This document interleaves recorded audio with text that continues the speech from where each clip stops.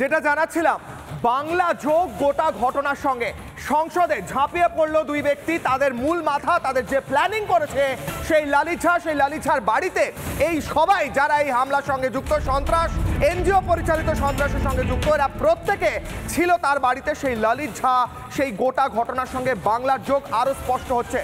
পুরুলিয়ায় বাংলা যোগ পাওয়া যাচ্ছে। সংসদে হামলার সঙ্গে বাংলা যোগ স্পষ্ট। কলকাতার বাসিন্দা লালিত ঝাই ছিল মাস্টার মাইন্ড এবং নীলাক্ষর এনজিওর বিস্তার ছিল পুরুলিয়া অবধি।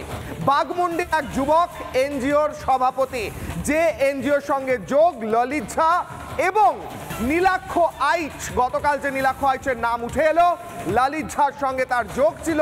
লালিত ঝা ভিডিও তুলে তুলে তাকে পাঠাচ্ছিল, তাকে নাকি বলছিল যে আমি যে হামলা চালাচ্ছি সেই ভিডিওগুলো তুমি বাবা রেখে দাও, সামলে রেখে দাও। সেই নীলাক্ষ আইচ এবং তাদের সঙ্গে যুক্ত নীলাক্ষর এনজিওর বিস্তার পুরুলিয়ায়, বাঘমুন্ডির এক যুবক এনজিওর সভাপতি।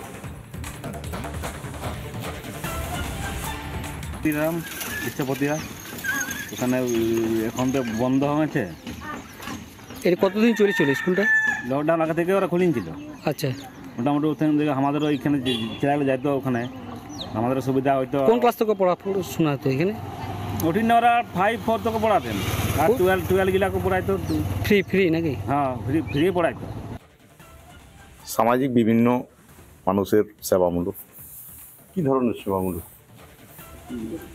সেবামূলক বলতে গ্রামে বিভিন্ন পিছিয়ে পড়া মানুষের বা যাদের অসুবিধা হয় যখনই ডাকে বা যখনই যে কাজে নিযুক্ত বলে, এগুলো অসুবিধাজনক সেই সবে।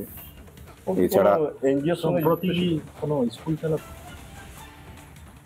স্কুল বলতে ও তো ওই কিছুদিন আগে যেটা ছিল এখানে ওই এসএসকে, সেখানে কিছুদিন পড়াতো। কলকাতার কোনো এনজিওর সাথে বলতে পারবেন।